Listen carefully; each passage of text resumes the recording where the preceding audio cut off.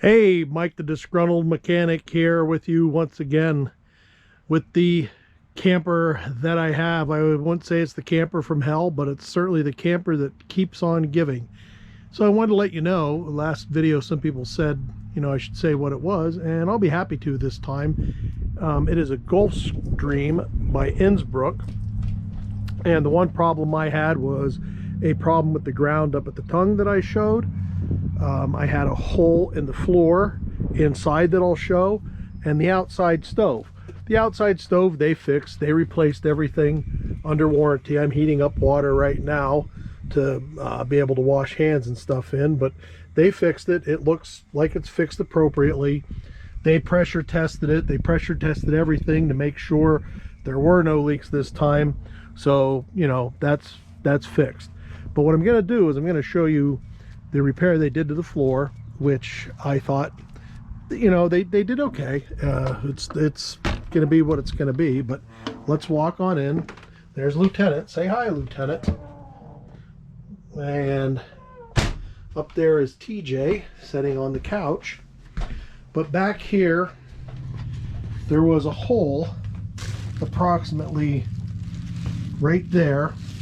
And you might even be able to see the outline of the hole a little bit in the linoleum, but they cut the linoleum, they put a threshold in, which, is pretty much okay with that. There's only so much you can do. But I want to show you another problem that I found that they fixed after I had made the video. So let's go to that. I guess this is what you could call the master bedroom. So actually what the problem was on the floor, down right about there, the seam was lifted up quite a bit. Now it's still lifted up some even after they fixed it. But what happened was there was a piece of particle board, they told me, underneath there, and it actually got wet and water in it, and it swelled, and that's what made it do that. Like I said, I'm not 100% happy with this crease in here, but I don't know. There's only so much they can do. But let me show you, go outside and show you where the water was coming from. And I'm just going to mention, they had to remove this false cabinet here to make the fix, because they told me they put a whole new piece of flooring in to fix this and fix the wet piece of particle board. So just remember, they took that bottom piece out there. Now I'm going to go and show you the back side of this bottom piece outside and show you what was wrong. So that piece of particle board would be about, I don't know, I guess from the window, probably right about in here somewhere. Well, what was happening is there was water getting into this. Oh, give me a minute. I have to unlock it. I'll be right back. So let's try this again. So what they told me was there was a leak coming in through here and in through this seal.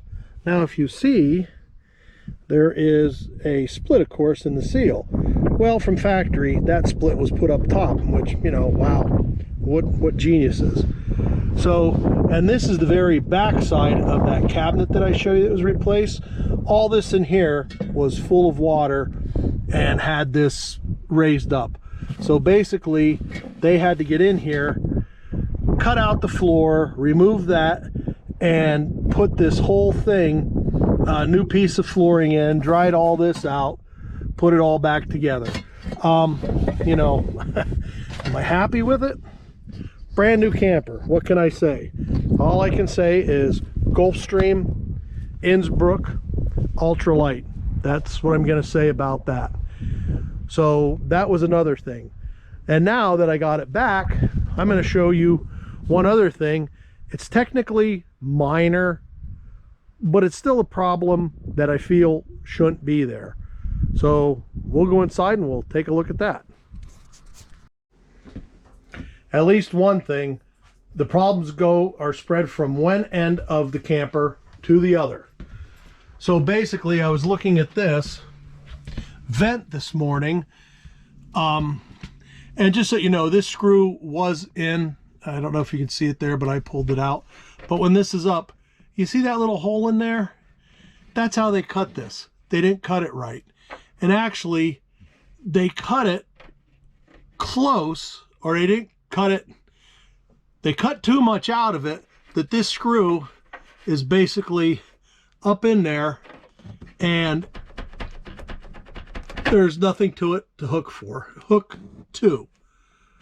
So, you know, this thing can jiggle and rattle.